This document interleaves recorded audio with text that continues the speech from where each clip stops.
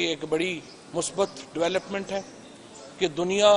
پاکستان کے اندر جو human rights کی وائلیشنز ہیں، انسانی حقوق کی جو وائلیشنز ہیں، ان کے اوپر جاگ رہی ہے۔ اور اب 100 سے زیادہ جو کانگریس مین ہیں وہ ایک مشترکہ خط لکھ رہے ہیں سیکرٹری بلنکن کو، جس میں وہ ڈیمانڈ کر رہے ہیں کہ جو پاکستان میں کسٹوڈیل ٹارچر یعنی زیر حراست جو تشدد ہے اس کے جو الزامات ہیں اور اس کے ساتھ ساتھ جو انسانی حقوق کی خلاف ورزیاں ہیں ان کے اوپر کارروائی عمل میں لائی جائے۔ جرمن امبیسڈر آئے تھے عمران خان صاحب کے پاس، ان سے بھی ہم نے یہ کہا ہے کہ یورپی یونین کو بھی اس معاملے کے اوپر انویسٹیگیشنز کرنی چاہیے، اور وہ واضح تھے کہ یہ بہت اہم معاملہ ہے اور دنیا اس سے آنکھیں بند نہیں کر سکتی۔ اس کا تعلق کسی پاکستان کے معاملے سے، ایک کسی حکومت کے اس معاملے سے نہیں ہے، اس کا تعلق دنیا میں جو انسان کی ایک ترقی ہوئی ہے، ڈیولپمنٹ ہوئی ہے، انسانی حقوق ہوئے ہیں۔ میں یہاں پہ یہ بھی آپ کو یاد کرا دوں کہ قائد اعظم محمد علی جناح نے پاکستان کی جو سربراہ مملکت کی حیثیت سے سب سے پہلے ایک ہی ٹریٹی جو تھی وہ سائن کی تھی، اور وہ international charter of human rights تھا۔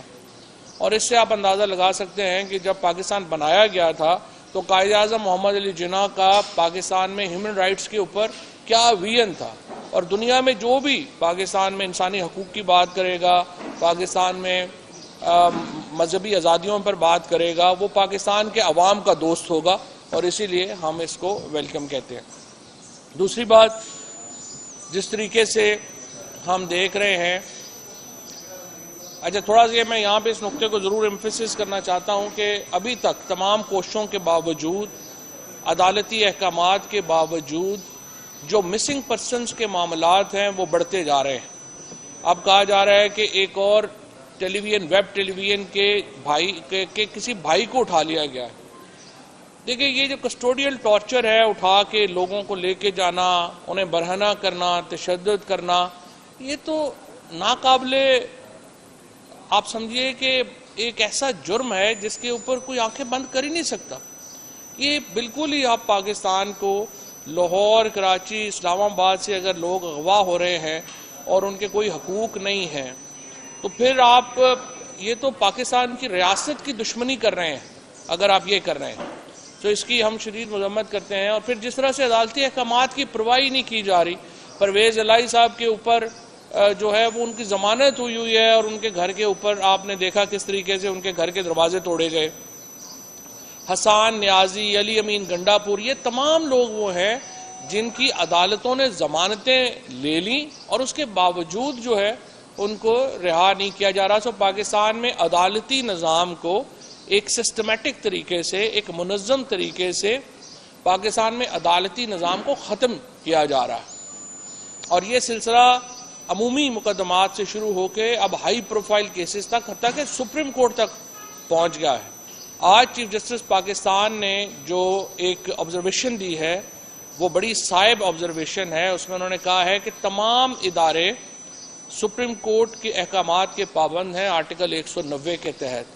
اور اسی طرح سے تمام جو عدالتیں ہیں ان کے احکامات جو ہیں اگر عمل نہیں ہوتا تو پھر تو آپ کا جوڈیشل ادارہ ختم ہو گیا۔ آج پرویز الہی صاحب کے کیس میں لاہور ہائی کورٹ نے توہین عدالت کا نوٹس جاری کیا ہے۔ میں ان سے درخواست کروں گا کہ اپنے فیصلے امپلیمنٹ بھی کرائیں۔ صرف فیصلہ کر دینا کافی نہیں ہے، فیصلہ اگر عمل درآمد ہی اس کے اوپر نہیں ہوگا تو آپ کا ادارہ، بحیثیت ادارہ، آپ جو ہے وہ اپنی پوزیشن جو ہے وہ ختم کر رہے ہیں۔ اس لیے تمام جج صاحبان جو فیصلہ دیں اس کے اوپر انہیں عمل درآمد کرانا چاہیے۔ ہم دیکھ رہے ہیں کہ کل مریم نواز نے ایک تقریر کی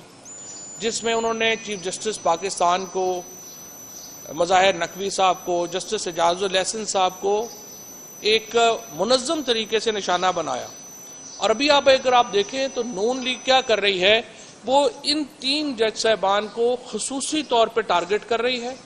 اور سپریم کورٹ میں جو ججز ابھی ایلیویٹ ہوئے ہیں سپریم کورٹ میں، ان ججز کو خصوصی طور کے اوپر ٹارگٹ کیا جا رہا ہے۔ یعنی سپریم کورٹ کے 16 میں سے 8 ججز جو ہیں وہ اس وقت نون لیگ کے نشانے پر ہیں۔ اب مسئلہ کیا ہے؟ مریم نواز جو ہیں وہ کیوں ان ججز کو ٹارگٹ کر رہی ہیں؟ نون لیگ کیوں ان ججز کو ٹارگٹ کر رہی ہیں؟ خصوصاً چیف جسٹس کو اور 2 ججز کو کیوں ٹارگٹ کر رہی ہیں؟ اس کی وجہ یہ ہے کہ اس کی وجہ یہ نہیں ہے کہ ملک میں الیکشنز کا کوئی معاملہ ہے ان کے پاس، اس کی وجہ یہ بھی نہیں ہے کہ وہ کوئی ان کی ذات کے حوالے سے کوئی ایشو ہے۔ یہ تمام کیمپین صرف ایک مقصد کے تحت ہو رہی ہے، اور وہ مقصد یہ ہے کہ چیف جسٹس پاکستان اور جسٹس اعجاز الاحسن اور جسٹس منصور علی شاہ کا بینچ جو نیب کی امینڈمنٹس کی کیسز سن رہا ہے، وہ بینچ ڈیزالو ہو جائے اور وہ اپنا فیصلہ نہ دے۔ وہ 1100 ارب روپے کا فائدہ جو شریف فیملی نے اور زرداری فیملی نے لیا ہے، جس کو ہم کہتے ہیں کہ NRO 2023 ہے، 2023 کا NRO ہے، اس کو بچانے کے لیے اس وقت سپریم کورٹ کو ٹارگٹ کیا جا رہا ہے۔ اور آپ دیکھتے ہیں مخصوص آڈیوز آ رہی ہیں، وہ ایک ہی میڈیا گروپ کے لوگوں کے ساتھ بن کے وہ آڈیوز آ جاتی ہیں اور پھر ان کو جو ہے وہ پھیلایا جاتا ہے، اور مریم نواز آن ریکارڈ ہے یہ کہنے کے اوپر کہ ان کے پاس ویڈیوز بھی ہیں۔ سو اس لیے ہمیں ویڈیوز کے لیے بھی تیار رہنا چاہیے کہ ججز کی ویڈیوز بھی وہ مریم نواز لا سکتی ہیں، کیونکہ اس وقت یہ جو کیس ہے یہ وہ طوطا ہے جس میں مریم نواز کی، نواز شریف کی، حسن نواز کی، حسین نواز کی، شہباز شریف فیملی کی اور زرداری فیملی کی جان پھنسی ہوئی ہے۔ اگر سپریم کورٹ نے نیب کی امینڈمنٹس کو کالعدم قرار دے دیا اور وہ سارے مقدمے بحال ہو گئے جن کے ذریعے 1100 ارب روپیہ ریاست پاکستان کا ان 3 خاندانوں میں بانٹ دیا گیا، اس کے نتیجے میں جو رجیم چینج کا پورے آپریشن میں ان کا انٹرسٹ ختم ہو جاتا ہے، ان کی دلچسپی ختم ہو جاتی ہے جس کے لیے یہ حکومت میں آئے۔ اسی لیے مین فوکس کیا جا رہا ہے ان جج صاحبان کو۔ میں ان جج صاحبان کو بھی یہ بتانا چاہتا ہوں کہ آپ لوگوں کے اوپر اس وقت عوام دیکھ رہی ہے اور پورا پاکستان اس وقت آپ کے پیچھے کھڑا ہے۔ پورا پاکستان اس وقت چیف جسٹس پاکستان اور سپریم کورٹ کے پیچھے کھڑا ہے۔ یہ جو پاکستان بار کونسل میں کچھ وکلا جو حکومتی گروپ ہے اس کو استعمال کر کے جو آپ کے اوپر باتیں کی جا رہی ہیں اس کو مسترد کیا ہے بار ایسوسیشنز نے۔ سپریم کورٹ بار ایسوسیشن نے اس کو مسترد کیا ہے، Lahore high court bar association نے اس کو مسترد کیا ہے، لاہور بار نے اس کو مسترد کیا ہے۔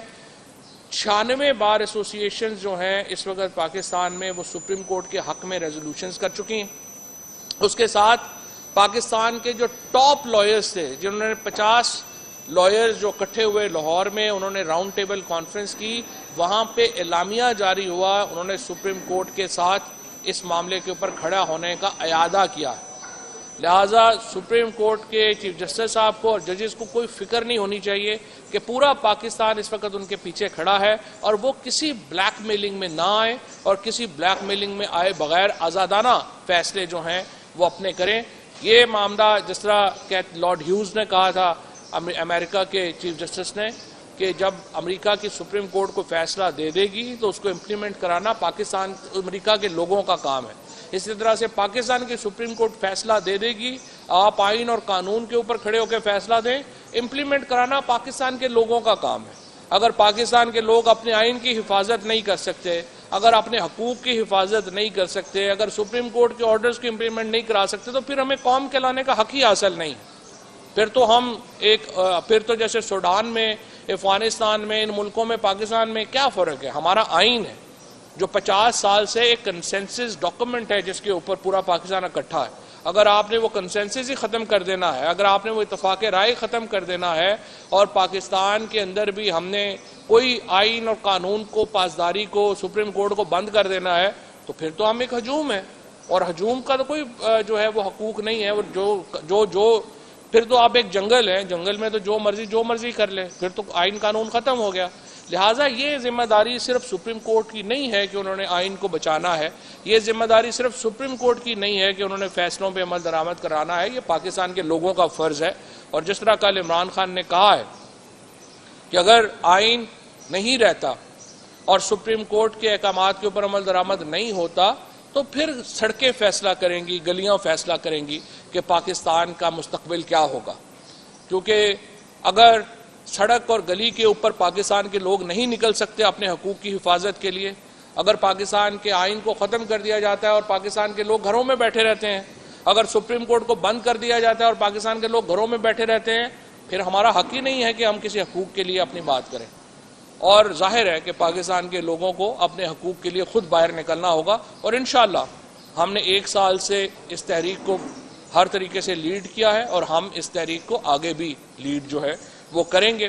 مریم نواز کی جو اور آج بھی جو ان کی جو تمام کوششیں ہیں، جس میں انہوں نے کہا کہ جی یہ سپریم کورٹ سے فلانا جج جو ہے وہ بینچ سے ہٹ جائے، تو سپریم کورٹ تو آدھی سپریم کورٹ کے اوپر پھر ریفرنسز ہیں، تو سپریم کورٹ کے وہ سارے جج جن کے اوپر ریفرنسز ہیں وہ ہٹ جائیں گے تو سپریم کورٹ تو بند ہو جائے گی، اور یہی آپ چاہتے ہیں. لہٰذا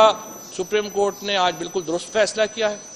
جو بینچ بنانا اختیار ہے چیف جسٹس پاکستان کا، وہ اپنے مطابق چلیں، اور پورا پاکستان ان کو دیکھ رہا ہے. مرضی کے بینچ بنوانے کا شوق پرانا ہے، یہ رفیق تارڑ کے زمانے سے بینچ بنوانا اور پھر ملک قیوم کے زمانے سے بینچ بنوانا، اس حکومت کے میں شامل جو شہباز شریف ہیں اور کمپنی ہے، ان کا پرانا یہ رواج ہے کہ وہ بینچ بنواتے ہیں اور باتیں کرتے ہیں کہ کیا ہوگا کیا ہو گیا.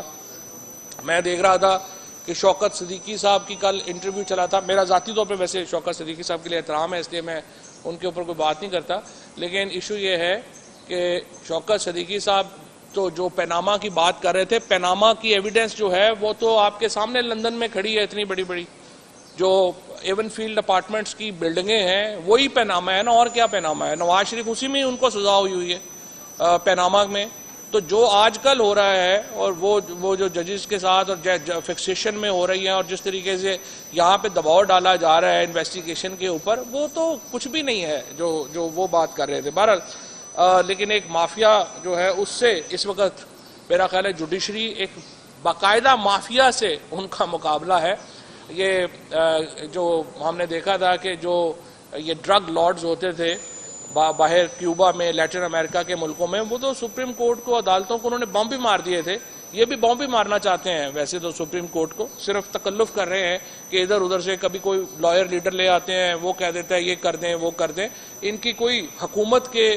جو پے رول کے اوپر وکلا ہے، ان کی کوئی آواز کی کوئی حیثیت نہیں ہے، اور نہ ہی سپریم کورٹ کو ان کی جو ہے وہ سننی چاہیے. کل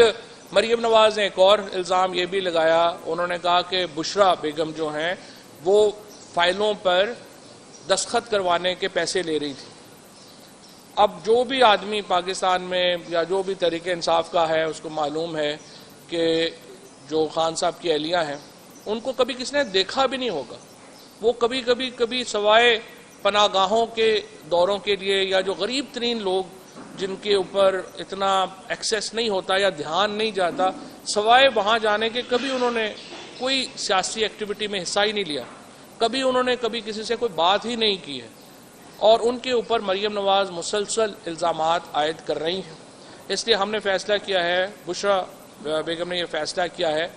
کہ ان کی طرف سے ایک نوٹس مریم نواز کو بھیجا جا رہا ہے، جس میں انہیں یہ کہا جا رہا ہے کہ ان کے خلاف ہم کرمنل پروسیڈنگز جو ہیں، فوجداری مقدمہ جو ہے وہ ہم دائر کر رہے ہیں پاکستان پینل کوڈ کے تحت، کیونکہ یہاں پہ جو ہرجانے وغیرہ ہے وہ تو آ ہی نہیں رہا. لہٰذا ریپوٹیشن کو ڈیمیج کرنے کے اوپر ان کے اوپر جو ہے وہ کرمنل کیس کرنے کا فیصلہ کیا ہے، اور یہ بشرا بی بی کی طرف سے یہ نوٹس جو ہے وہ مریم نواز کو آج بھیجا جا رہا ہے. اس کے ساتھ میں یہ بھی کل بھی ایک جعلی خبر چلائی گئی، کہا گیا کہ جو عمران خان کے دورے ہیں ان کے اوپر جو ہے وہ پیسے جو ہیں وہ بڑے زیادہ پیسے جو ہیں وہ خرچ ہو گئے ہیں. یہ اس کے اوپر بھی میں آتا ہوں، مجھے وہ ڈاکومنٹ دے دیجیے گا جو خان صاحب کے دوروں کا ڈاکومنٹ ہے، وہ بھی میں اس کے اوپر بھی میں نے آنا ہے، کیونکہ تاکہ اس کی بھی ہم بتا دیں، کیونکہ عمران خان کے دوروں کے اوپر پاکستان کی تاریخ میں سب سے کم خرچ ہوا، اور وہ بھی ڈاکومنٹ جو ہے وہ میں آپ کے سامنے ہی رکھنا چاہتا ہوں کہ جہاں پہ کیا خرچ ہوا تاکہ آپ کمپیریزن کر سکیں. ان دا مین ٹائم وہ ڈاکومنٹس میں آپ کے سامنے رکھوں گا. ان دا مین ٹائم آ جائیے چیف الیکشن کمشنر صاحب کی طرف. پاکستان میں یوں لگتا ہے کہ عوام کی توہین نہیں ہوتی، باقی ہر جگہ ہر شخص کی توہین ہو جاتی ہے، اور اسپیشلی ہمارے جو چیف الیکشن کمشنر صاحب ہیں وہ توہین کے اوپر بہت ہی سینسٹیو ہیں، اور بڑی ان کو دکھ ہوتا ہے کہ ان کی توہین کیسے کی جائے.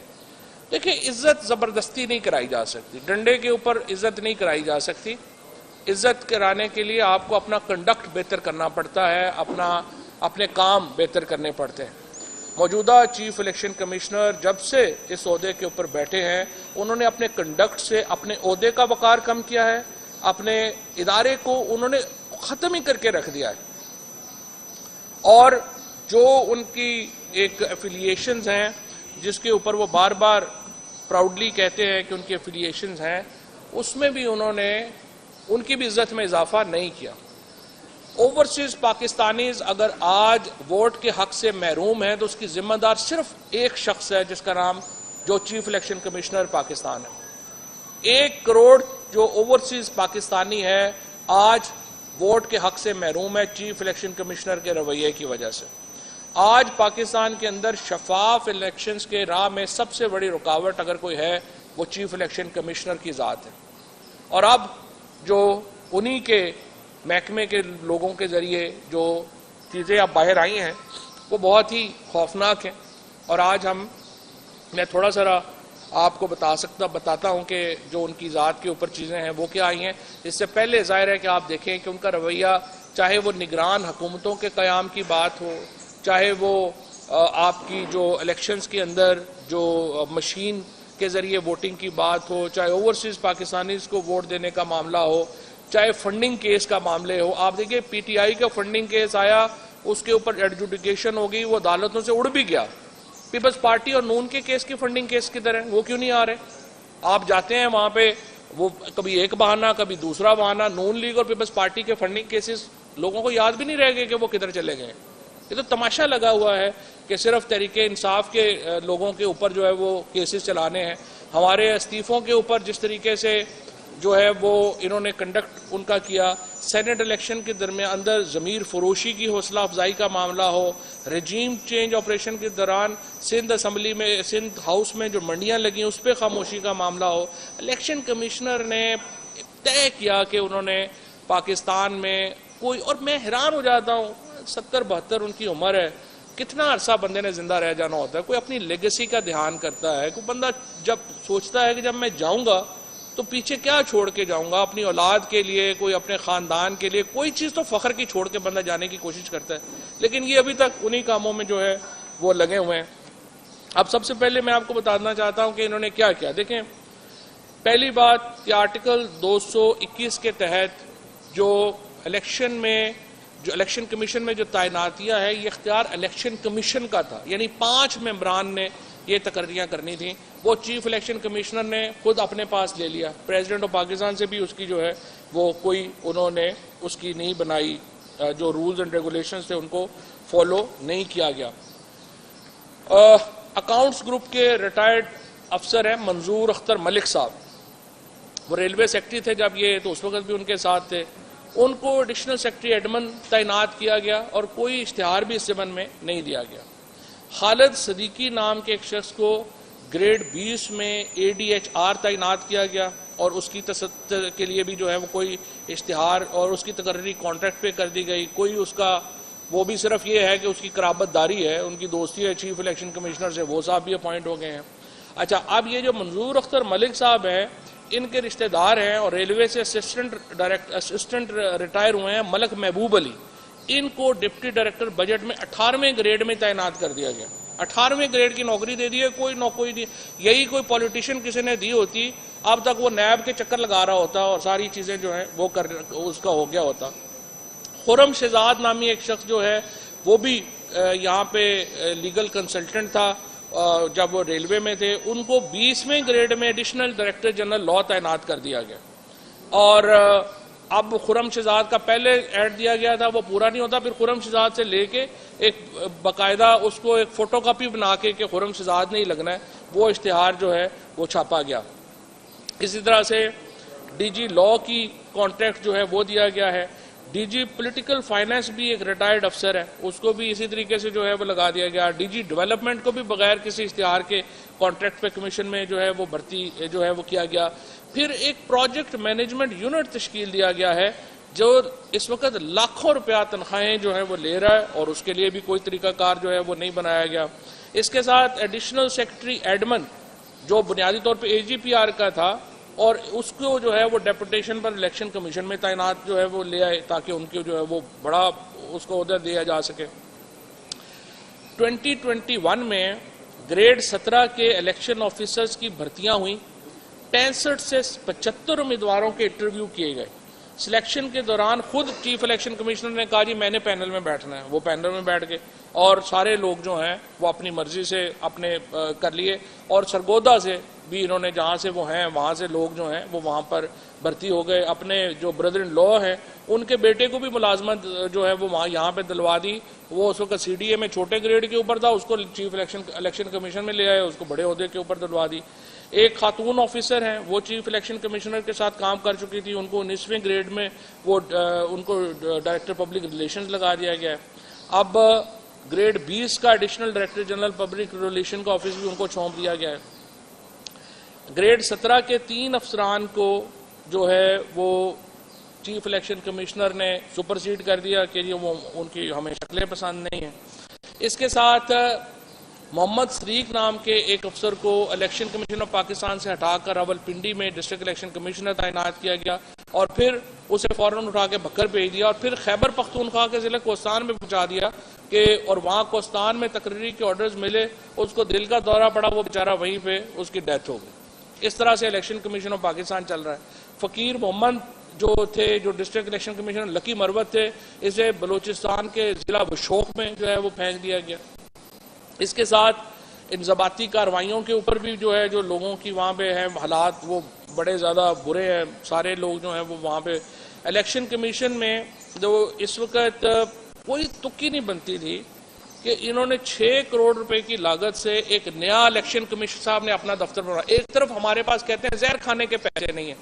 پہلے انہوں نے 10 کروڑ روپے کا اشتہار دے دیا اپنے گھر بنوانے کے لیے اور پھر 6 کروڑ روپے کا اپنا دفتر بنوا دیا الیکشن کمیشن میں. ایک طرف کہہ رہے ہیں الیکشن کمیشن کے پاس زہر کھانے کے پیسے نہیں ہیں, کچھ کرنے کو نہیں ہے, دوسری طرف آپ ایسے پیسے اڑا رہے ہیں جیسے باپ کا مال اور کوئی پرابلم ہی نہیں ہے کسی کو. پھر ضلع سرگودا میں انہوں نے 4 کنال زمین خریدی 32 کروڑ روپے کی اور کہا گیا کہ جناب یہ وہاں پہ جو ہم الیکشن کمیشن آفس جو ہے وہ بنا رہے ہیں. 32 کروڑ کی تو خالی زمین ہے, اس کے اوپر آپ اندازہ لگا لیں کہ وہ سرگودا میں اتنا بڑا آفس جو ہے الیکشن کمیشن کا, اس کی تو کوئی سمجھ ہی نہیں آتی کہ کیا تک ہے. اسی طرح سے جو رزلٹ مینجمنٹ کے لیے اوورسیز پاکستانیز کے لیے جو سافٹ ویئر کی طرف سے جو پروجیکٹ مینجمنٹ یونٹ بنایا, اس کے اوپر کروڑوں روپیہ خرچ ہو چکا ہے اور وہ پروجیکٹ کا پتہ ہی نہیں ہے کہ کدھر ہے, اور اب 12 کروڑ روپیہ اس فرم کو علیحدہ دے دیا گیا ہے. اچھا, اب یہ اس سے پہلے بھی ہم نے چیف الیکشن کمشنر کے اوپر سپریم جوڈیشل کونسل میں ریفرنس دائر کیا ہوا ہے اجاز چودھری صاحب نے, لیکن سپریم کورٹ کے سپریم جوڈیشل کونسل میں اس کے اوپر کوئی کارروائی نہیں ہوئی. اب یہ نیا ریفرنس کل Tehreek Insaf chief election commissioner کے خلاف جو ہے وہ سپریم جوڈیشل کونسل کو بھیج رہی ہے اور جس میں ہم چیف جسٹس صاحب سے یہ استدعا کرنا چاہتے ہیں کہ سر دیکھیے اس طرح سے اس وقت جو آپ کے احکامات کو اگر ڈیفیٹ ہو رہی ہے تو الیکشن کمیشن کی وجہ سے, الیکشن کمشنر کی وجہ سے ہو رہی ہے. یہ کوئی طریقہ نہیں ہے کہ چیف الیکشن کمشنر ایک پولیٹیکل پارٹی کا کرونی بن کے وہ جو ہے وہ پلے اراؤنڈ کرے اور پورے پاکستان کو ایک جو ہے وہ آپ نے ایک بنا دیا ہے کہ جیسے ہمیں لگ رہا ہے کہ ہم کوئی دہشت گردوں کے رحم و کرم کے اوپر چلے. یہاں پر ایڈمنسٹریٹو دہشت گردی ہو رہی ہے جہاں پہ لوگوں کو اس طرح سے اٹھا کے لے جایا جا رہا ہے, پولیٹیکل رائٹ سے محروم کیا جا رہا ہے, اور الیکشن کمیشن حکومت کی اس سازش میں کو ووٹ کے حق سے محروم کیا جائے مکمل طور کے اوپر شامل ہے. لہٰذا یہ چیف الیکشن کمشنر کنٹینیو نہیں کر سکتے اور اس لیے ان کو ان کے عہدے سے برطرف کیا جائے اور یہ انشاءاللہ کیس, اور اس کو جلدی چلانا چاہیے. یہ نہیں ہے کہ ہمارا پہلا ریفرنس بھی جو ہے یہاں پہ پڑا ہوا ہے, اس ریفرنس کے اوپر بھی بات نہیں ہوئی ہے اور اس کے اوپر بھی جو ہے وہ بات جو ہے وہ نہیں ہو رہی. اب میں صرف اوروں کے اوپر جو بات کی گئی, عمران خان نے پاکستان کے اندر ایک سادگی کی اور جو معاملات ہیں جو باقی معاملات تھے ان کی ایک ایسی روایت قائم کی جو ان کے بعد نہ پہلے کبھی کسی نے کی نہیں. الحمدللہ ایک شفاف حکومت دی. اور آپ دیکھیے ان کو کیوں بلاسمی لاز کے سہارا لینا پڑ رہا ہے. آج عمران خان صاحب کے اوپر جو 121 کیسز ہیں ان میں ایک کیس دنوانی کا. یہ پاکستان میں تحریک انصاف اور عمران خان ایک اس کے اوپر فخر کر سکتے ہیں، پوری کابینہ کے اوپر 1 روپے کا کیس نہیں ہے مالیاتی بدعنوانی کا. تمام لوگوں کے اوپر کیا کیسز ہیں؟ اینٹی ٹیررزم کے،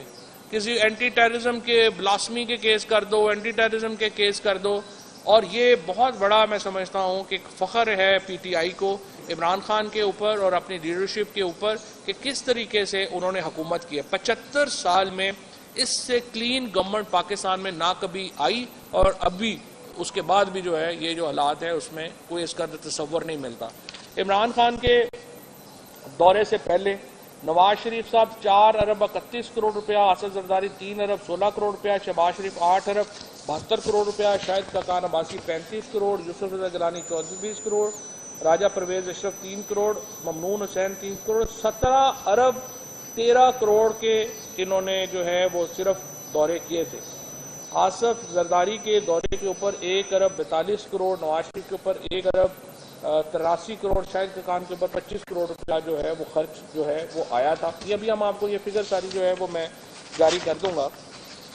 عمران خان کے جو دورے ہیں ان کی، اب یہ میں نے آپ کو ان کے دوروں کی تفصیل بتائی ہے جو کوئی بھی ارب روپے سے کم کا نہیں. عمران خان کے امریکہ کے دورے کے اوپر 1 کروڑ 77 ہزار روپے خرچ آیا، افغانستان کے دورے کے اوپر 14,40,000 روپے خرچ آیا، سوئٹزرلینڈ کے دوروں کے اوپر جو 2 تھے 1 کروڑ 2 لاکھ روپے خرچ ہوئے، اور چین کے دورے کے اوپر 9 لاکھ روپے خرچ ہوئے. ٹوٹل عمران خان کے دوروں کے اوپر 17 کروڑ روپے خرچ ہوئے، اور نواز شریف کے دورے کے اوپر 4 ارب 31 کروڑ روپیہ، آصف زرداری کے اوپر 3 ارب 16 کروڑ روپیہ، اور شہباز شریف کے اوپر 8 ارب 72 کروڑ روپیہ خرچ ہوا. جسٹ کمپیریزن میں آپ کو دے رہا ہوں، عمران خان کے مجموعی دوروں کے اوپر 17 کروڑ 60 لاکھ روپے خرچ ہوئے، اور نواز شریف کے دورے کے اوپر 4 ارب 31 کروڑ، آصف زرداری کے دورے کے اوپر 3 ارب 16 کروڑ، شہباز شریف کے دوروں کے اوپر 8 ارب 72 کروڑ روپے خرچ ہوئے. اور آپ کو معلوم ہے کہ 2 ارب روپیہ شہباز شریف صاحب ابھی 1 سال میں دوبارہ خرچ کر چکے ہیں، اور بلاول بھٹو زرداری کے دوروں کی تفصیلات دینے سے انکار کر دیا حکومت نے قومی اسمبلی میں. مطلب اس سے بڑا کوئی مذاق ہوگا کہ بلاول بھٹو صاحب جو ہیں وہ around the world in 80 days کے اوپر جو ہے وہ نکلے ہوئے ہیں. پتہ نہیں انہوں نے ایسے ایسے ملک بھی دیکھ لیے ہیں جن کے سپیلنگ بھی ان کو نہیں آتے ہوں گے، اور جب دیکھیں وہ جہاز میں بیٹھے ہوئے ہیں، وہ روانہ ہوئے ہیں، کوئی سمجھ نہیں آتی کیوں جا رہے ہیں، ادھر کیا ہو رہا ہے، اور وہاں پہ جا کے ہمیں تو پتہ بھی نہیں انہوں نے کیا کیا ہے، کیونکہ ہم ان کے دوروں کے کوئی ہمیں تو نہیں پتا کہ کوئی آؤٹ کم کیا نکلا ہو. افغانستان سے ہمارے تعلقات تباہ ہو گئے ہیں، سعودی عربیہ UAE جو ہے ان کے ساتھ تعلقات آپ کے سامنے ہیں، چائنا سے آپ کے تعلقات آپ کے سامنے ہیں. ایک طرف سفارتی تنہائی ہے، دوسری طرف بجٹ جو ہے وہ ان کا اتنا بڑھ گیا ہے. بہرحال انشاءاللہ یہ پوائنٹس ہیں جن کے اوپر آج میں آپ سے بات چیت کرنا چاہتا ہوں. Now I'm open for questions. G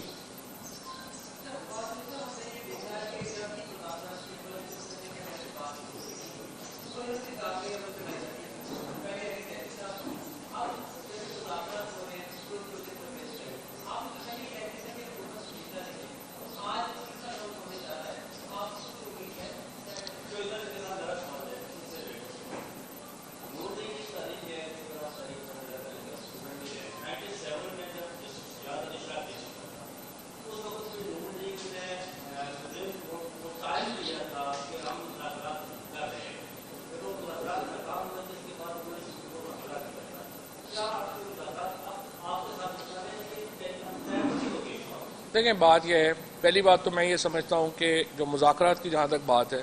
known league کی انٹرنل سیاست جو ہے وہ مذاکرات کو نقصان پہنچا رہی ہے. جو مریم نواز کا ایک گروپ ہے، اس کے ساتھ خواجہ آصف ہے، SN اقبال ہیں، جاوید لطیف وغیرہ ہیں، یہ نقصان پہنچانے کے لیے اسحاق ڈار کو، سعد رفیق کو، اعظم نذیر تارڑ کو احمقانہ بیانات دے رہے ہیں، اور یہ چاہتے ہیں کہ مذاکرات کا عمل آگے نہ بڑھے. جو حکومت کی مذاکراتی ٹیم ہے انہوں نے کوشش کی ہے کہ معاملات جو ہیں وہ آگے بڑھیں، اور میرا یہ خیال ہے کہ اب دیکھتے ہیں کہ نون لیگ کی جو انٹرنل پالیٹکس ہے وہ کدھر جاتی ہے، اور یہ مذاکرات کامیاب ہو پاتے ہیں یا نہیں ہو پاتے.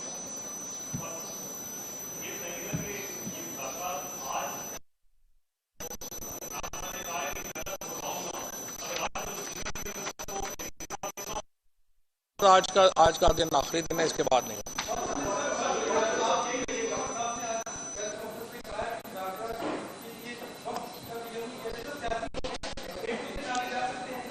ہم تو تعین وقت کا نہیں کر سکتے، لیکن آئین نے تعین کیا ہوا ہے۔ مسئلہ یہ ہے کہ آئین کے مطابق آپ انتخابات کو آگے 14 مئی سے آگے پنجاب کے، اور اگر آپ 14 مئی سے چاہتے ہیں اس کے لیے آئین ترمیم چاہیے۔